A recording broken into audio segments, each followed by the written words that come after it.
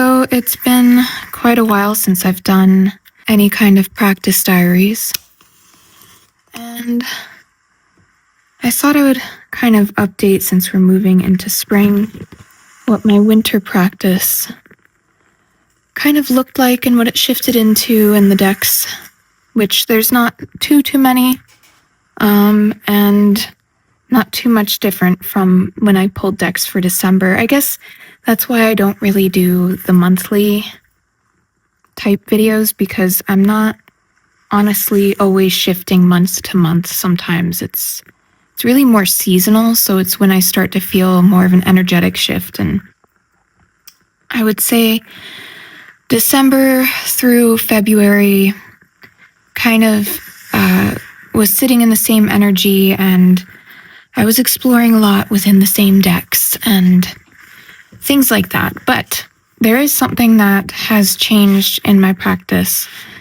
quite a bit, in that I think in all my other practice diaries and times I've spoken about how I personally use tarot, I have pretty much always stuck in a deeper journal where, I've kind of shifted how I've worked in that journal a lot over time. But with the way the world is and things going on here in the States, I found myself really wanting to sink more into that daily type practice I was starting to play around with in autumn, and being a little more intentional with it, but finding the sweet spot for me, and frankly, finding a way to ground myself every day, because that was becoming more and more necessary. So anyway, I want to get into this journal because this is what I got to hold some of that.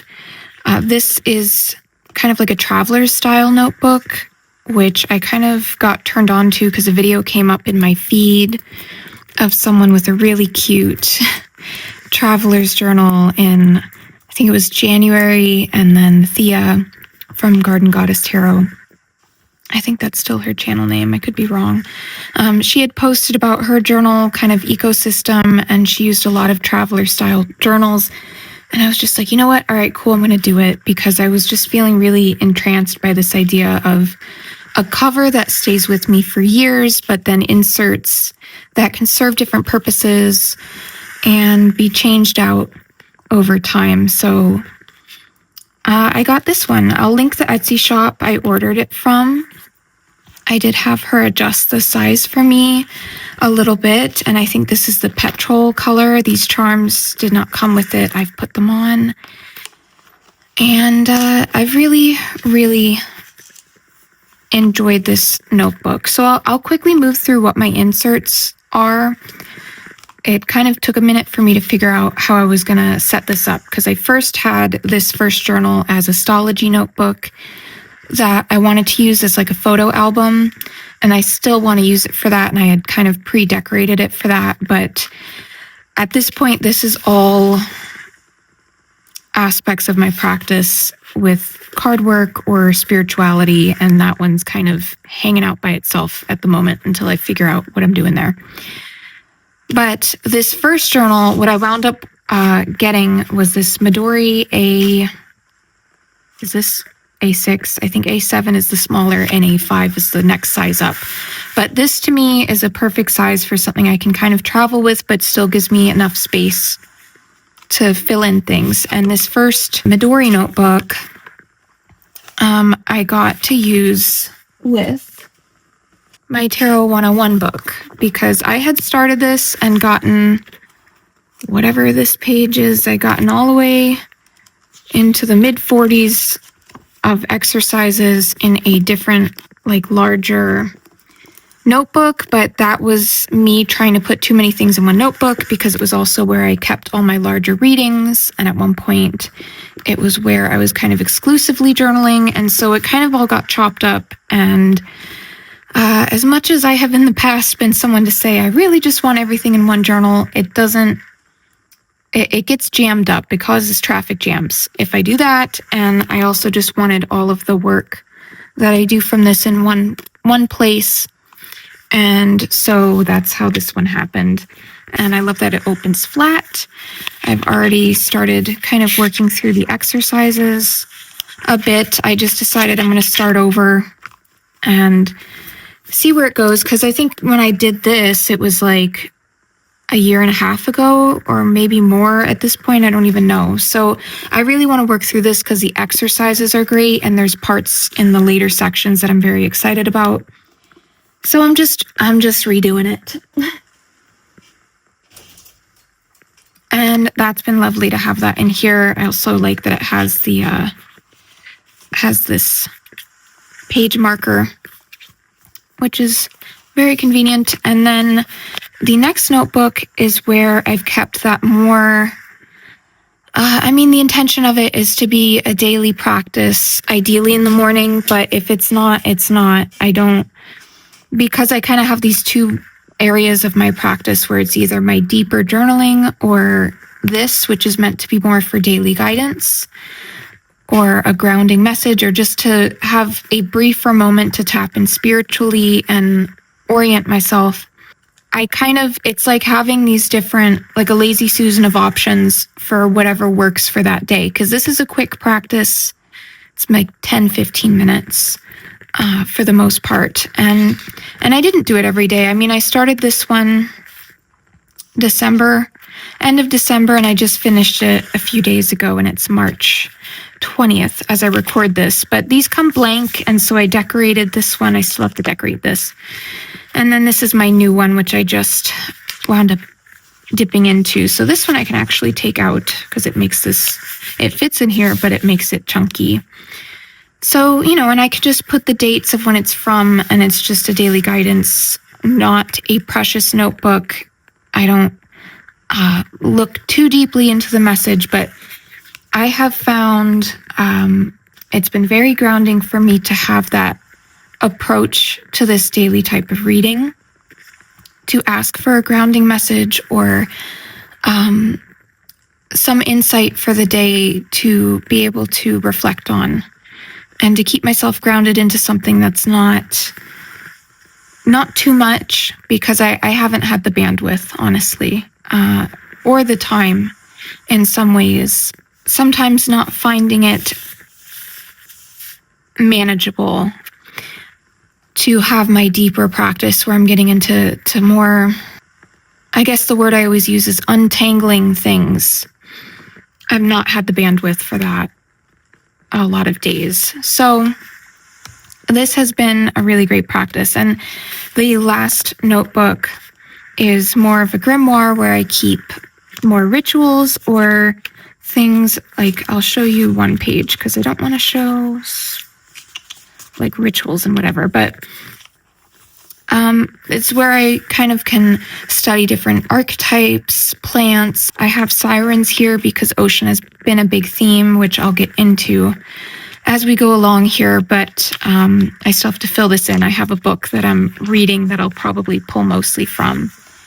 And things like that. If I do, like a seasonal observance or something specific to that, it's more so going in here, or a ritual or a spell or something I want to record, or an oil blend that I want to record. This is where I'll be keeping that stuff. I do want to quickly mention, because this is new for me, this sticker situation. So I had seen a channel when I got into the whole traveler's notebooks exploration.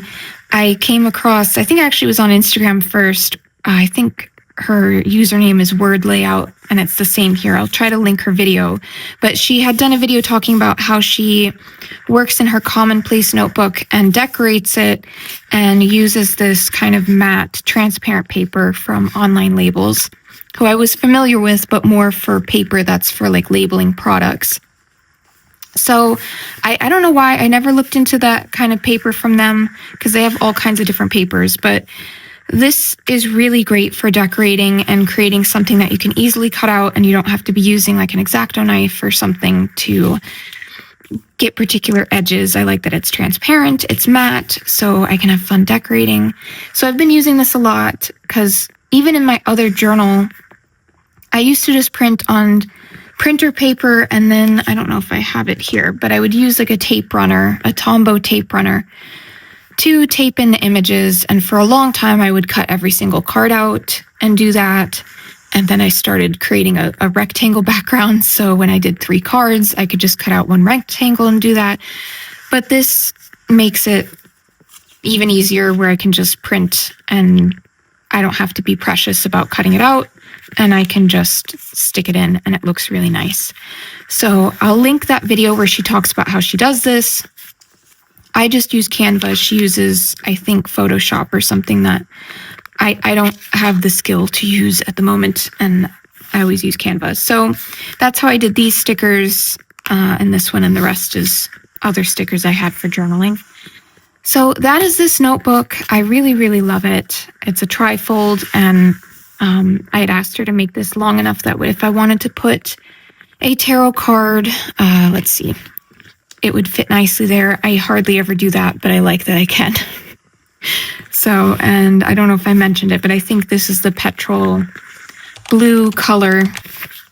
And yeah, I really love this. I love that it's a soft leather, so it's going to weather more quickly than a firmer leather. And you can see on the back, it's already kind of scuffing up. And I love that. I love that it's going to look worn and aged and loved and worked in, and it's just going to feel softer over time. So it's a tactile experience. And that you can put different inserts and change them out, but still keep the energy and the history of the cover. So that is this journal. And I worked with a bunch of different decks in this first. Is this the journal? It's like a little notebook, right? There were a bunch, because the other thing I like about this practice is that I can more easily switch out decks. Because in my deeper journaling, I tend to sit with the decks I'm working with for a while, because especially deity work, I find that I'm working with those energies longer, I'm connecting with the themes longer, and we're going on a journey for a longer period of time. And so I tend to not rotate out those decks for quite a while, and it feels wrong to try and force a new deck in just to rotate into my collection. So this has also made it easy to switch decks in and out. But I will say that for a lot of this, particularly in times where I felt overwhelmed or disillusioned with everything, I was really leaning into this pair of decks, remembering the Sweet Fool Tarot and remembering I Am Light. I had gotten them a couple months ago now, perhaps. Can't remember, but whenever it was that I got them, I went immediately into working with these two, and have stayed working with them, and they're still out. I've kind of started to explore another pair of decks as we're shifting into spring, but they're still out because when I just need grounded wisdom and a tap in, and also a way to remember the light in things, I have really, really loved this pair. Remembering the Sweet Fool Tarot is a favorite deck of mine, and the original edition I have of it is my grief deck. It is the deck I turn to for any facet of grief, but particularly after the passing of my brother, and even our dog Chloe, when she passed away.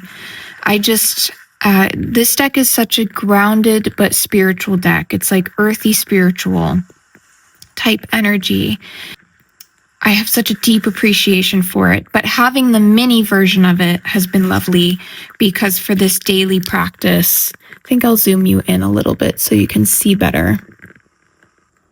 For the daily practice, I found it worked better for me because that other deck is sort of embedded with all that other energy, and this just gave me the small transportable version of it that I could use in this way and not feel connected to that other aspect of it that I work with it. So, and remembering I am light, this has been a lovely oracle deck. I'm so glad I got it. On the back of every card is kind of a message of wisdom, or like a spiraling sort of, sometimes it's a little bit more of an affirmation, and a lot of times I would pull this card and in my notebook write it out just to let it sink in for the day. And I really got so much out of that practice. It helped me stay level-minded. And this, I think the way I was mostly working with it was pulling a card either for what energy to engage with that day, and then where to remember the light in that energy. Or what was the other way? I kind of explored different ways I could work with it, but I think I also was saying, like, what was the energetic focus of the day? That was another way that I pulled from the tarot deck, and then where to remember the light in relationship to that. So that was a beautiful practice. I'm keeping these decks out as needed. I hope this isn't something I got on the card. We shall see, I guess. I have found both of these together to just be a perfect pair together. Of course, they're made by the same artist, but a perfect pair for that practice of wanting a touch point on days where I don't have a lot of bandwidth, but I sort of need a little perspective, a little guidance, a little higher wisdom to ground myself into for the day. And I have such a deep appreciation for both of these because of how well they served that purpose, and sort of felt like a hand grounding me, like on my shoulder for the day, that I could keep the two cards propped up and just kind of be able to remember that message. And I didn't always do it in the morning, although I will say I definitely preferred, I think, when I did that, because it sort of set the tone a bit. But I don't get too rigid about these things in my practice. It's just sometimes I just didn't until the end of the day, and I realized I had this kind of heavy energy on me, and I needed something light, a light practice. And I think, working in this journal, mostly it was at most a page that I was writing, or even half of a page. So it didn't feel like the kind of thing where I had to allot a lot of time for it. And I also was only pulling 2 cards. That's the other thing I'm pretty sure about myself when it comes to this type of thing. Once I get into 3 cards, it like unfolds a narrative, and there's more of a story, whereas this is just the 2 cards interacting with each other. So for this type of just a grounding sort of way to engage with the cards and journaling, to keep it brief for myself, 1 card from each, or just 1 card from an oracle deck, is my sweet spot. And yeah, really great pair. Really loved it. There were other decks that I worked with this, but I wanted to shout out this pair because other than just exploring other decks, which this has been a really great way for me to do that, in terms of having a grounding touch point, a spiritual tap-in for the day, these are a perfect pair, and I adore them. They're the energetic imprints of the cards for me, and because they don't speak in terms of people, and this deck in particular kind of speaks on a,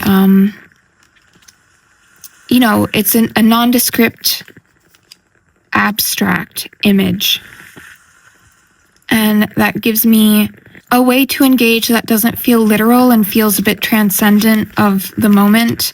And I think also even something like this with seeds reminds me to tap into the small things that make up the world in big ways. And that was a big theme, I think, was for, even in a meditation, there was something that came through for me. But the way that the small things make up the universe, and the things that we can't see, and the roles that they're playing, especially in these times, was helpful.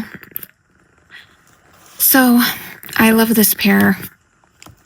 I will be keeping it out, and this pocket size deck is just the perfect pocket size. This is how I want a pocket size deck to be. It fits in my hand.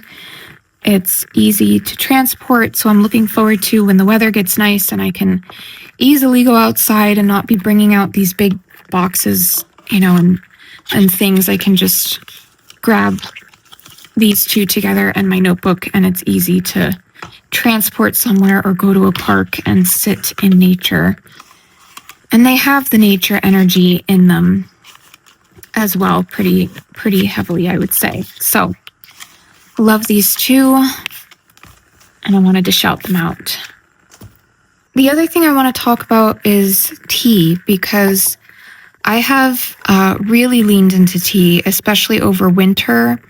It's one of the things that has made me appreciate winter, to have certain blends that evoke the season and do so in a way that makes me appreciate it, because in the past I used to get really bad seasonal depression. I've come to appreciate winter, actually, but I would say one of the things that helps me with that is tea, and the other is candles. And just leaning into decorating and enjoying the positive things of a dark time of year. And the one that I've been drinking, that I'm probably on my last brew of, which is a bit sad, but it's good to have change, is Hecate by Artemis Tea and Botanical. I love their teas, and I'm typically someone who sticks to single origins type teas. I love Japanese and Chinese teas and different, cultivations of teas. And I've not, in that journey, typically liked a lot of blended teas, but Artemis Tea and Botanical is hands down my favorite for blends for the most part. I had one that I loved in autumn that was, I think, called Autumn Leaves, and at first I didn't like it, but then this past autumn I tried it again and I was like, wait a second, this is such a vibe. It was drinking a cup of autumn, and so I fell in love with that. And then when winter came, I tried some of their winter blends, which were new to me. I think it was a new collection this year. And Hecate, it was like my everyday go-to favorite. And I think I tend to like black teas more in the winter. But this is a black walnut blackberry tea, and inspired by the cottage witch. And Hecate is witch in German.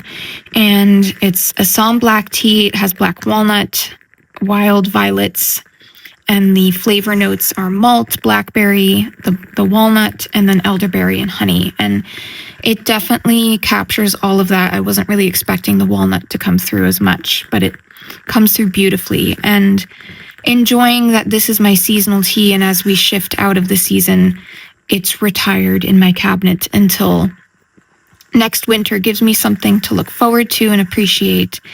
And it also, tea is a very grounding thing. Having a cup of tea and creating that sort of sacred ritual around that, and being part of my card work, is something I've always enjoyed, and kind of lining up what I'm sipping on with the energy I'm tapping into has been lovely. So this one I want to shout out, and there's a few others that with the decks I've been working with in depth that I just really loved paired together, and then a whole story with one of them, so we'll get to that. But I wanted to shout this one out, and I will leave a link that I think I have, because I'm part of their rewards program, that you would get 15% off, and then I think it kicks back the same to me. So I'll just put that down there if you want to check them out.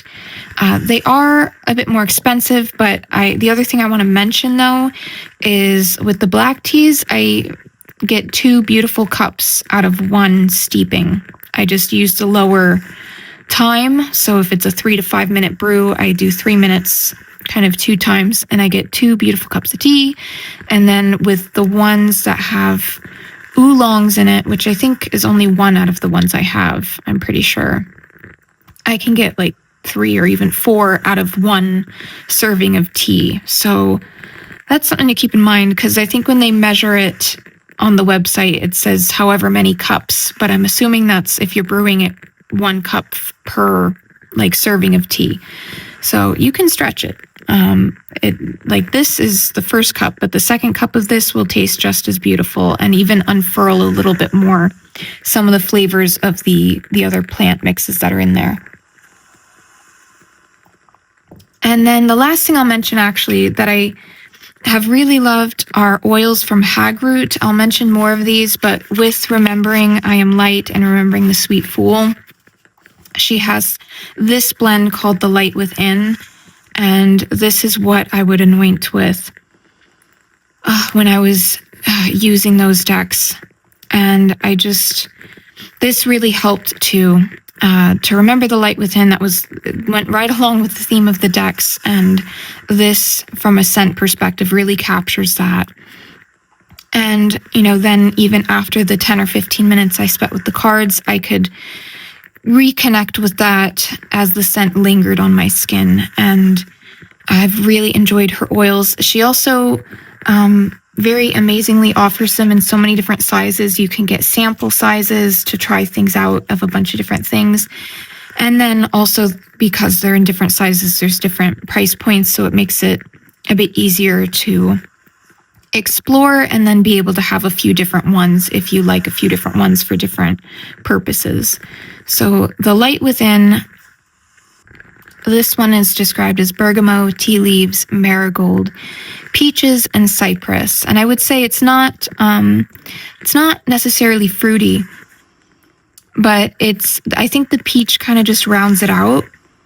I wouldn't pick up the peach if I didn't know it was in there necessarily, but it's just an uplifting type of scent and went with that practice perfectly. And I keep it around for when I need a bit of a lift with all the heaviness of the energy and everything going on. So I think let's move into deeper practice now. So the other side of my practice, which has been working more with Hecate and exploring that, has been interesting. So where to start? I'm going to start with sort of how this evolved. I think I mentioned in the video I did with what decks I was pulling out for December, that I had started working with her. But what happened was I had gotten this deck. I'd been working with Hecate for a minute, but it was like feeling into that connection and what, where I was being drawn to with that.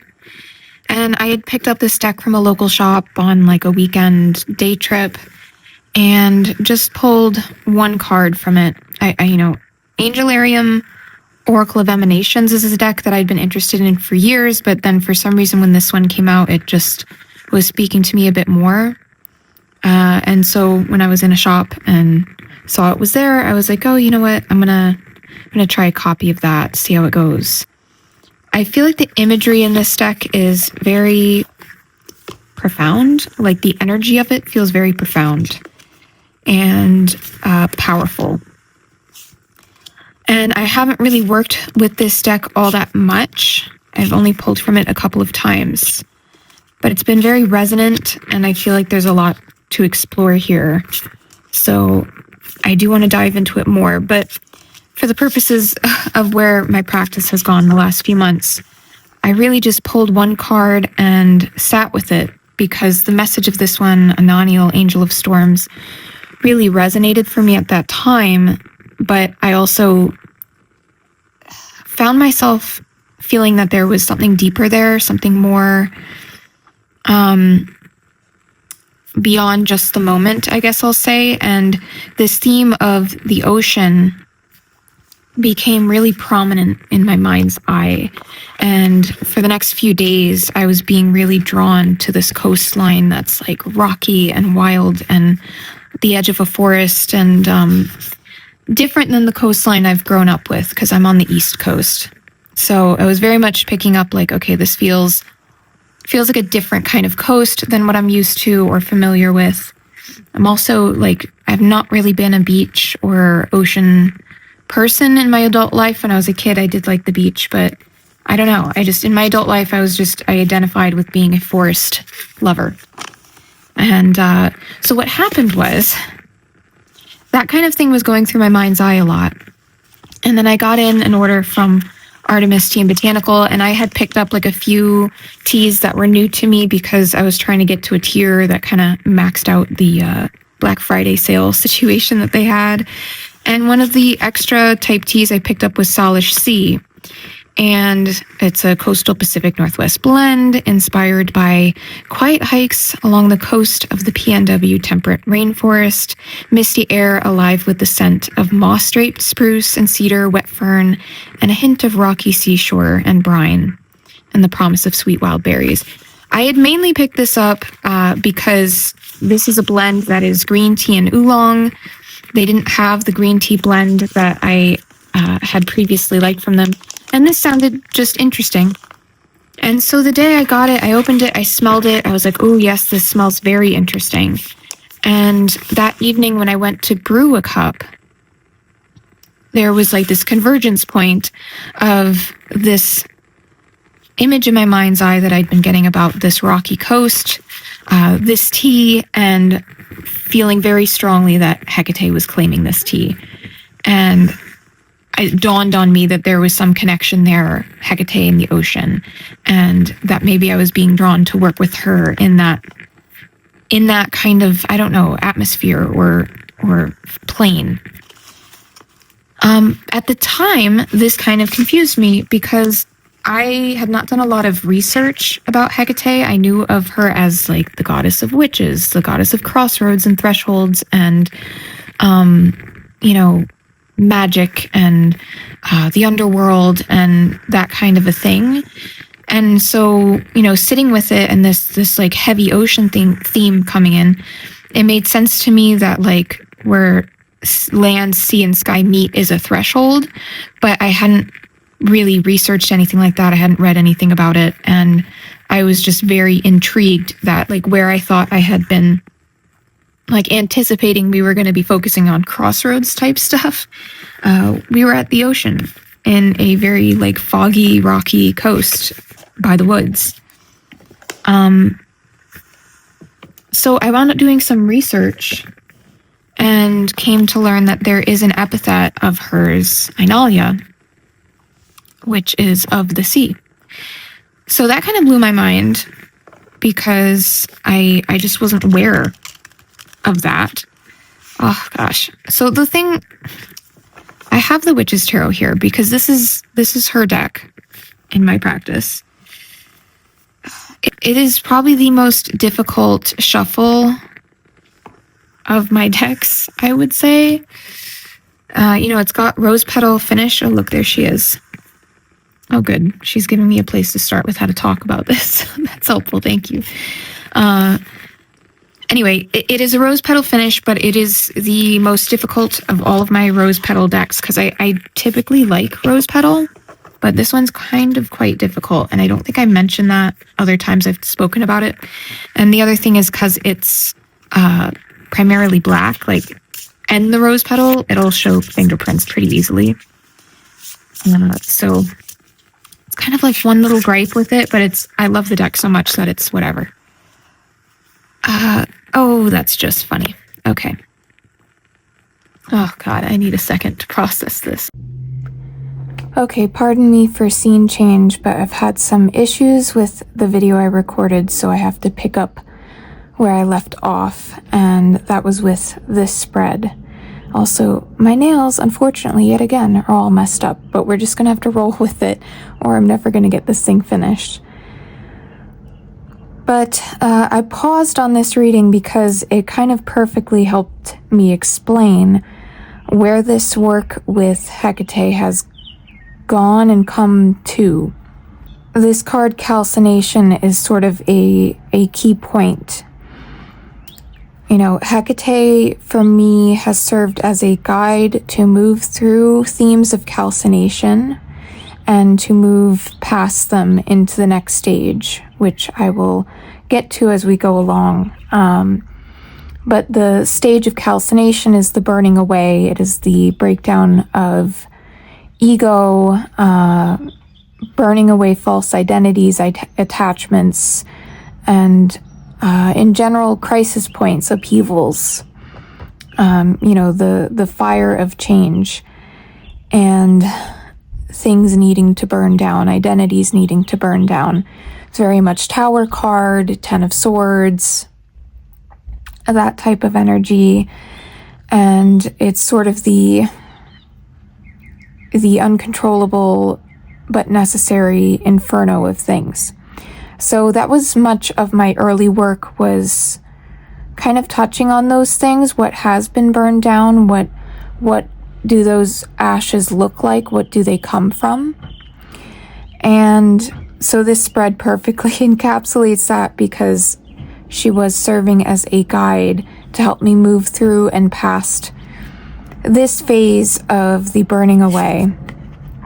So Death Doula was the deck that I primarily worked with her, and I'm going to try to be careful, but I'm just going to say, hopefully just for the algorithm, that we are looking at fine art that depicts the human form in various states of undress, purely for the educational purposes, looking at artwork as a tool for meaning and spiritual messages, and to convey different sentiments.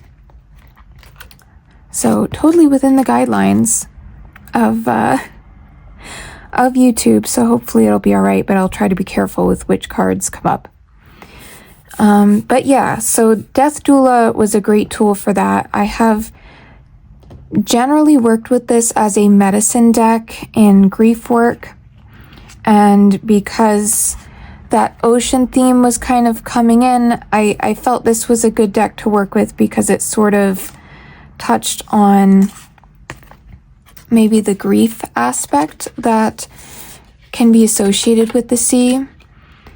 And yeah, I kind of wound up working with it a bit differently in this practice than I did in grief work, in the way that I was letting the card messages come through. I kind of just stuck with whatever came through for me with that particular card and keyword. There was a point where I was kind of exploring this spread where the central card was the moon, like the phase of the moon, the current state of energy, subconscious or emotional energy coming through. And then what was the tide coming in with that, or the tide rolling out. So that was an interesting spread that I still kind of have on the back burner as like a general 3-card spread to be using. But I explored, I experimented, I let this kind of evolve with this deck and these together. I think they pair beautifully, both visually and in the way that they work together. There were times that I had prompts that I was working with that I was kind of putting together, being inspired by this particular epithet of Hecate as I was dipping into what she was getting at, what she was bringing me towards. And then there were other times where I was using Death Doula kind of as a clarifier, which it worked really beautifully as in this practice. So it shifted around, it meandered a little bit in terms of how I was working with it.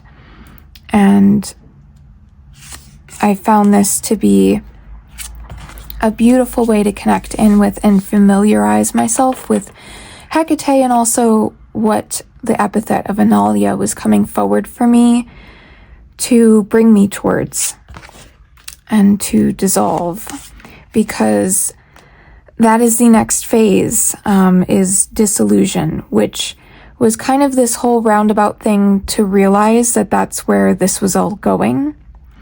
I didn't quite realize that at the time, this whole theme of calcination, disillusion, sort of, I realized in retrospect as I was working on a project that this all inspired, and frankly towards the end of it, which was kind of funny. So then to have those initial 3 cards come up was just perfect. But yeah, so as I started to dip into the emotional realm of the ocean, this was what I was working with primarily and is kind of my back burner pair, and I think they make a great pair to work with Hecate in a variety of epithets, just her in general.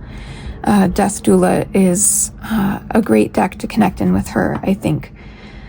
But then now we were kind of, say, in the peak of midwinter, and I found myself wanting to switch it up with decks.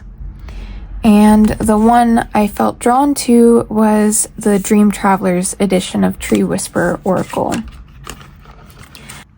I wound up collecting all 3 of the Tree Whisperer Oracles and really thought most of all I'd be using them with Artemis because all 3 of them pair really beautifully with Terror of the Huntress. But it was midwinter, I'm working with Hecate, and I felt called to switch it up. And this deck was really speaking to me. And so I started to explore these as a pair.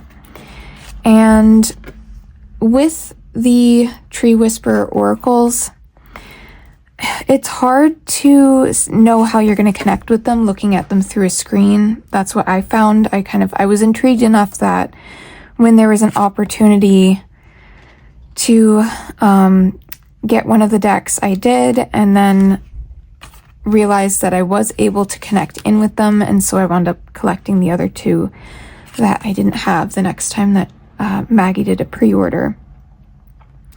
But the way I kind of come to see these, kind of connecting in with the druidic practice, is to see the tree spirit in the card and to recognize them as a teacher in alignment with the keyword that is on the card, and to kind of meet them there. And in that way, I kind of find it the type of deck that I journey into.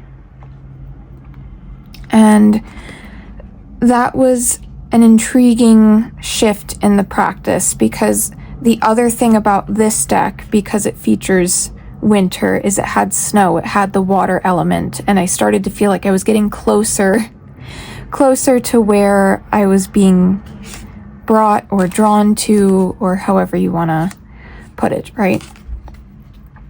So this started to really feel like I was touching on a different aspect and reaching a different place and getting a little bit closer to the landscape aspect, because this was an experience, or has been an experience with Hecate, that very much kept bringing me to landscape, bringing me to this coast that was where the forest and the sea meet, where the land and the sea and the sky meet, this very threshold type place.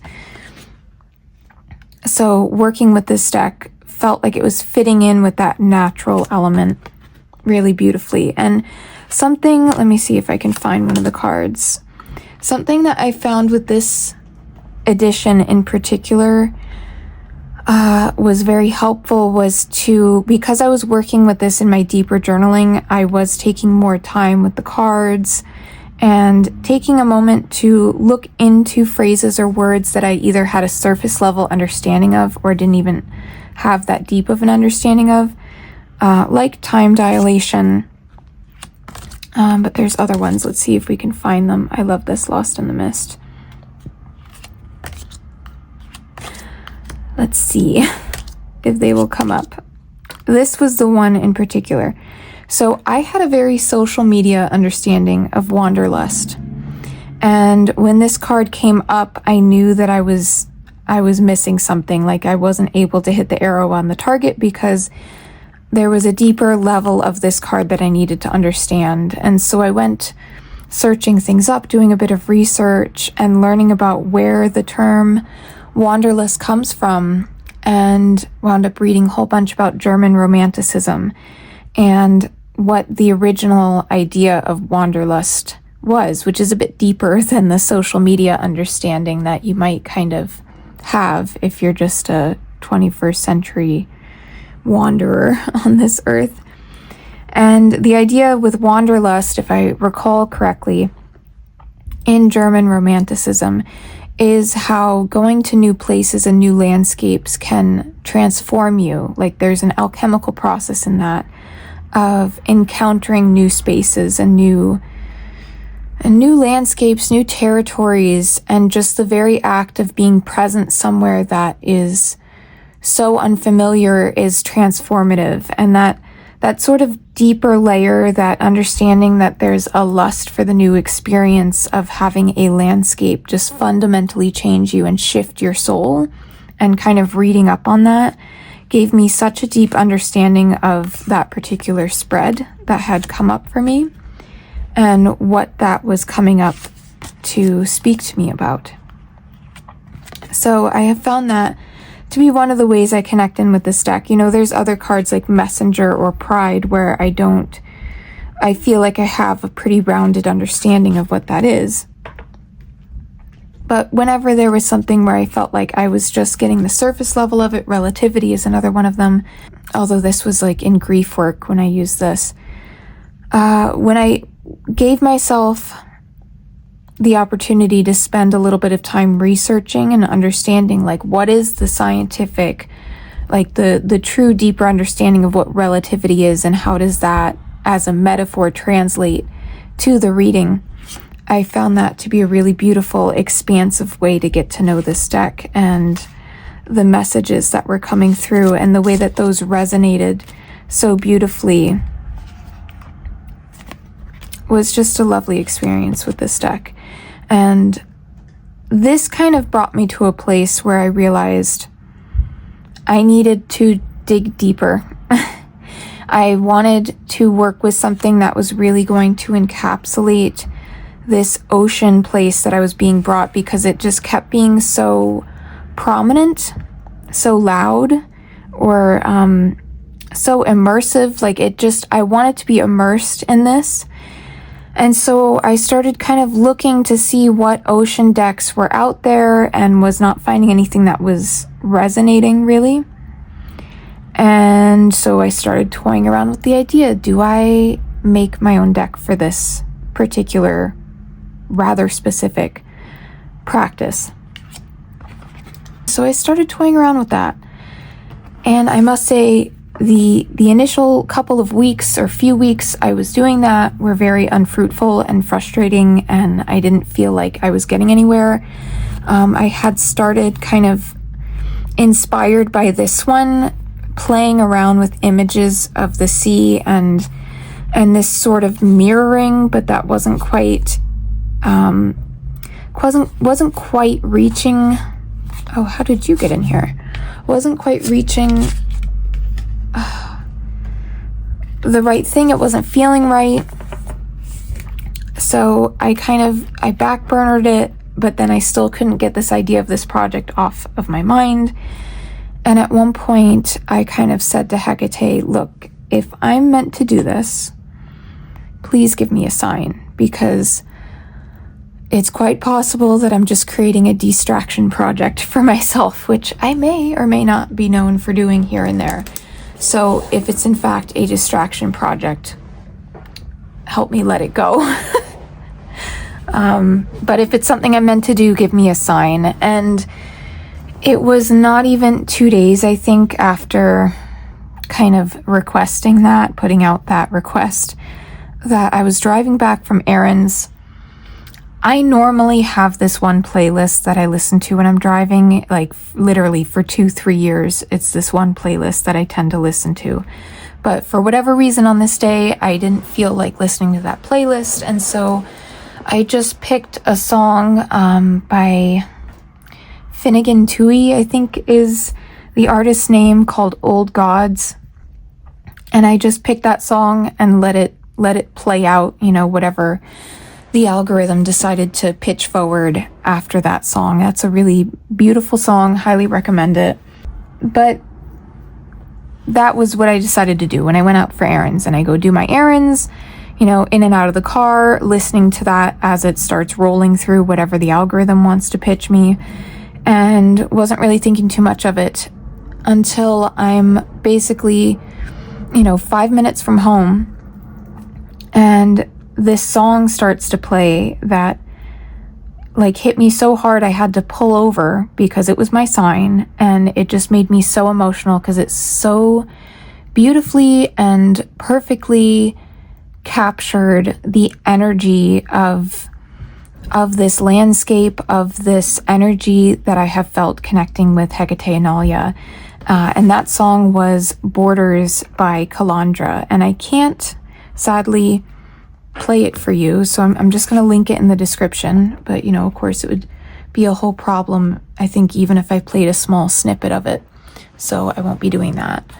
But that song was my sign that, yes, make the Oracle deck work on this thing. The next thing that happens is, I think it was that following weekend, I was traveling to go to a family event that happened to be on the coast. Granted, it's East Coast, but still, we were on the coast for one night. Unfortunately, it was just one night. We had to cut the trip short because of weather, but that one night being near the ocean inspired me so much. And I wasn't really thinking or anticipating it would, because again, this particular landscape or energy that I have felt has been very much more like West Coast, Pacific Northwest type coastlines. So I didn't really think anything of it with us taking this trip. But that night I stayed up till, I don't know, 4 a.m. Working on cards, literally just on my phone with Canva, and wound up creating like 20 or so cards that I really, like, it felt like I really found the voice of the deck and the style of it, I guess. And so that really kicked off things. I wish I could have stayed another night, because I did find it hard once we left to kind of keep connected with it, but I did. I found my way back in and wound up creating a deck that encapsulates, I guess, the energy that I've been connecting with over these months. And so it was a bit of a process to make the deck, and then it was a process to figure out, like, working with MPC, how that was going to work in terms of printing it. I knew I wanted it on Eco Herbage because that felt like it would be the right cardstock, but then I had to play around with everything and figure out, like, how do you actually, you know, work with MPC on their end to, like, get everything loaded up the way it needs to be and formatted and cropped and, you know, bleed lines and all this stuff.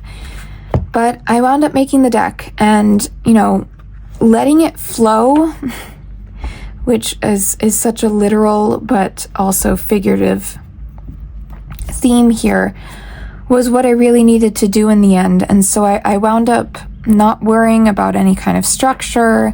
I just let the images come together and let the words come together for card titles and everything as they came to me. And then finally got to the point where it was like, okay, I can submit this. I just want to get it printed and see, like, having a physical copy and working with it, how that goes, you know, what comes of that. So I submitted it. I waited weeks. It finally arrived. And this is the deck. These are the backs. I'm not going to do a full flip through here because I do have a video of unboxing this that I recorded that I'll post after this. But I will show you some of the cards, but the first thing I want to show you is the shuffle, because this is part of why I really wanted Eco Herbage. And hopefully you'll be able to hear it. But for me, Eco Herbage just tactily is the perfect cardstock for this, because it's soft. Holds its shape, though it doesn't bow, and the way, of course, she meows while I'm doing that. That's a little one over here, which, by the way, her name is Naya. That's her official name, but she's still little one because she's a baby. But yeah, the shuffle, the tactile feel of it, the sound of it, everything is perfect for this deck for me, and I'm so glad. Like, it feels perfect. eco herbage is a little bit soft. It's a little, because it's made of like plant fibers, it feels a little cottony, I want to say. And that texture and that naturalness of it, perfect. So these are the backs.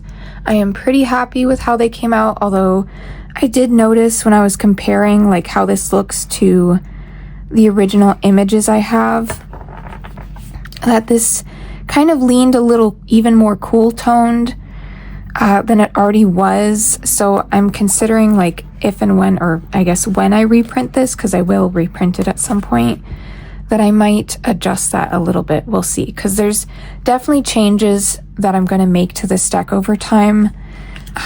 Here's a good example, like shipwrecked. I just want to be shipwreck. I don't know why I had it as past tense, but I like keeping it more open and just have it be shipwreck. Erosion, long lost treasure. So there are several cards in this that printed a little darker than I really wanted them to be. But seeing them in daylight, they're not as bad. It's just that I work with this deck at night mostly, and I will work with it at night mostly. So, at some point I'm going to go in and edit images that needed some tweaking, whether it's the phrase on the card, because a lot of them came very intuitively, and then some of them I was kind of trying to figure out what it was and wasn't quite sure. Like this is one where I might end up changing the title and also the brightness a bit. Maybe it looks fine on camera, but I kind of want to tweak the brightness. And then there were a few cards that were like where I kept two versions of it because I wasn't sure what I wanted to do. And, I had the extra card space, so I wound up filling up the whole thing. And so there's some spots that are open, and then cards that might change and things that might shift, but I just needed the physical copy to like feel it out and also see how it printed, because on Eco Herbage things do come out darker, and I did try to brighten some things, but there's one card in particular. Let me see if I can find it. There's one in particular that I realized I must have used the wrong file, which is very frustrating because I had brightened it. It's The Ocean Sings to Me, and this was directly from the Kalandra song. But yeah, Ocean Sings to Me. This came out quite a bit darker than I really wanted it to, and in some ways I'm a little confused just because it came out like, comparing to the original image on the computer screen, it came out darker than a lot of the other images look like they darkened down. So I think I used the wrong file because I had brightened it, I had adjusted it, but it's also leaning even more cool toned, and so she looks a little more green than I'd want her to. So there are things that I will change and that will evolve with this, but even just having it and beginning to work with it has really opened up this work with Hecate, and has been such an interesting process that I'll speak to more as we go along with things, but I just wanted to show this. It is a personal deck that I made for myself. I'm not really intending to put it up on the marketplace or anything. I would have to make quite a few changes, and it's a major work in progress type of thing. So, and then I have just to show how perfect, I have this ammonite, fossilized and opalized ammonite, and that goes on top, which is just perfect. So yeah, and then other than that, I mentioned the tea. That is my dedicated tea to this practice. And the couple other things I want to mention are from Hagroot. We have Sea Hag has been the oil that I have just loved. I did also recently get Calypso and one or two other oceany type scents or mermaid scents, because there's a lot of mermaid siren theme in that deck, and in making it, that theme was coming up a lot. So This is the perfect scent to bring me there and blend to bring me there. I anoint myself, I anoint candles, and it just creates that immersive space. But this one I just use when I'm working with the cards and sitting in like ritual and like official at the altar type space. And then this one I got more as maybe to anoint myself with when I just want to wear that energy throughout the day. And there's another one, I think Haunted Mermaid, that I might get a larger size of that I really liked. I had just gotten a small sample. And then she had one that was Selkie, which actually gives me very different vibes that I might explore. But for the purpose of kind of wearing it through the day, I didn't want to have the one that I use in ritual be for that. And Calypso's very similar, but is a little bit more soft and feminine, where Sea Hag is like rogue ocean, like straight up rogue ocean vibes. And I love that. When it comes to candles, I'm going to have to stitch in some clips here, but I do have one of the candles that I have loved that I was burning a lot when I was creating the deck. And that one is Siren Song by Wick and Witchery. I do think her shop's on hold or on pause for a few months to deal with some personal things. But when she comes back, I am stocking up even more on this. I thankfully had gotten a backup, so we're all good for the moment. But this is just such a beautiful scent. It's vanilla, sea salt, and musk. It's definitely more the sultry type of siren ocean theme, and I love that it's vanilla without coconut or something like that, because I didn't want something that felt tropical. This feels perfect for the siren aspect of things. The other candle that is like my main working candle is from October Occult, and that is Sea Magic. This one is the atmosphere of that landscape, 100%. It is, it just perfectly encapsulates and captures the atmosphere of that landscape for me. And part of it is because it was the one that I got to start with.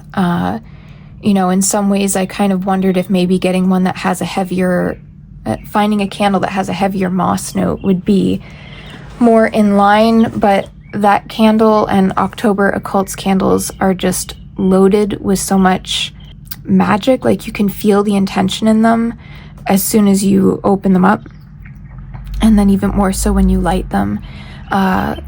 So that candle is like my main working candle, and then Siren Song is kind of the other one that I like to dabble with. And then I recently got, what is the name of that one? I think it's just called Siren, from this new candle brand that I tested out, Get Fictional. And I had ordered from her because she had a siren candle, and it sounded where like this one is like the kind of sweet, soft. This one's like comforting because of the vanilla. The one from Get Fictional sounded like it was like that deep, sultry, mysterious aspect of siren, and it very much is. I've only worked with it once, but I really enjoyed it, and I'm kind of wondering if maybe there's even a few more elements of siren, like the darker elements that I might want to bring in to the deck if I have the extra card space to kind of edit and adapt things. And then book-wise, I wound up getting this book by Sky Alexander called Mermaids, the Myths, Legend, and Lore. I am just one chapter into it, but I am so happy I got this book. It is beautiful. The edges of the pages are kind of like that natural edge. And then I didn't even know when I was ordering this that the ink is literally in a teal color. And it's beautifully laid out. It covers so much territory. It has bits of poems. It has quotes. It has this beautiful kind of like Art Nouveau thing going on with the graphics. And it is just so beautifully laid out. It speaks to all kinds of aspects of mermaids.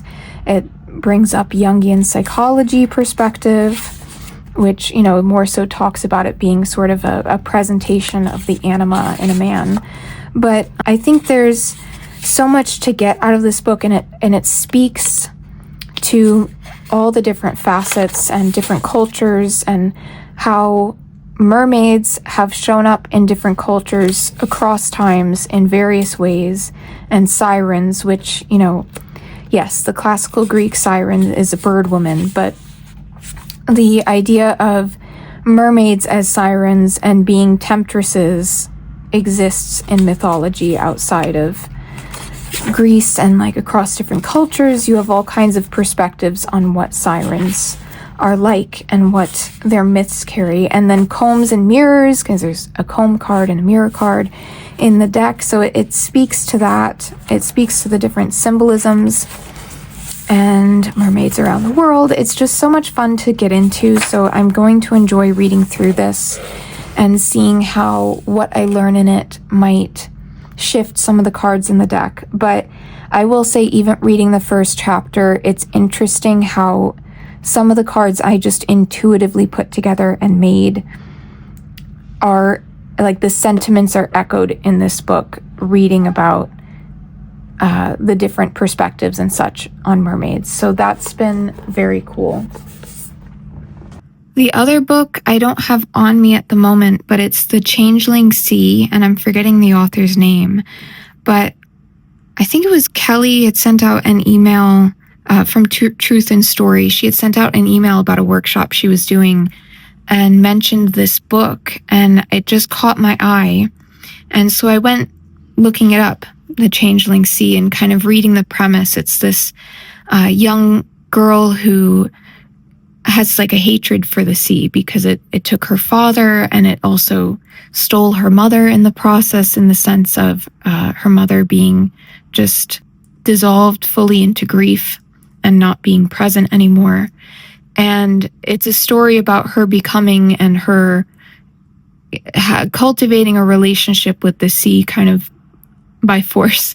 And there was something about it that just intrigued me so much. It's a relatively small book. And so that's something that I look forward to reading now that I kind of have the whole, I'm going to say, kit and caboodle for diving into this, literally and figuratively. And I'm looking forward to exploring that and seeing what comes up in that for me, because I just felt really drawn to that book. So I'm curious to see what's in there and immersing myself that way. So that's kind of wraps up the journey of my practice this winter up until now. When it comes to the new Oracle deck, which I'm like fiddling around with what I'm going to like officially name it for myself. I don't really care if it has a name, honestly, but it would be nice to come up with one. When it comes to working with that, I'm sort of just exploring the cards right now and getting to know the deck, because first getting it is like, because I put together the images, it's sort of this weird thing of having to pull myself out of editing brain, which is a bit hard because there's definitely edits I would want to make and things I would want to change with that deck. But sinking into the cards and learning the language of this deck and how it speaks, because so many of them were so, like, I just let them unfold and evolve intuitively that I don't always know, like, what is the deeper thing that this card came to be in this deck for. And so I'm learning the cards as I'm working with the deck. Some of them are more straightforward, and others I'm like uncovering what the deeper meaning in them is and what they're here to teach. And so I'm keeping it a little small. And then at some point I do have a workshop that I had put together over the past few months that I sort of held back on engaging with until I had this deck. So when I start to feel like I'm at the point in working with it where I feel like diving into that, I will. And so that's where things are with deeper practice, and that all goes in my paper blanks journal. And I don't do this every day. I think that's the thing I've come to love. I might have already mentioned this, I can't even recall now, about having these two spaces. This is like the deeper, more involved spiritual work, whereas this and the little notebook in it is one, you know, on one hand, it's a little bit experimentation and rotating decks. And on the other, it's just for most days where I just want to take a lighter approach to my practice and just have a little bit of guidance for the day. I've toyed around with using the new Oracle deck as daily guidance, but I think I'm still really just getting to know it. And because I'm kind of getting deep into getting to know it card by card or as they come up, it feels like it belongs in here, and really sometimes letting the spread sit out for a couple days or letting it expand over a couple of days or over that week. Okay, long video, guys. I think that fully wraps up Practice Diaries, reflecting on how winter has gone and evolved. And it's been lovely to hang out with you. Thank you so much for hanging out with me. I hope you have a lovely day, evening, or whatever it is by you, and I will catch you in the next one.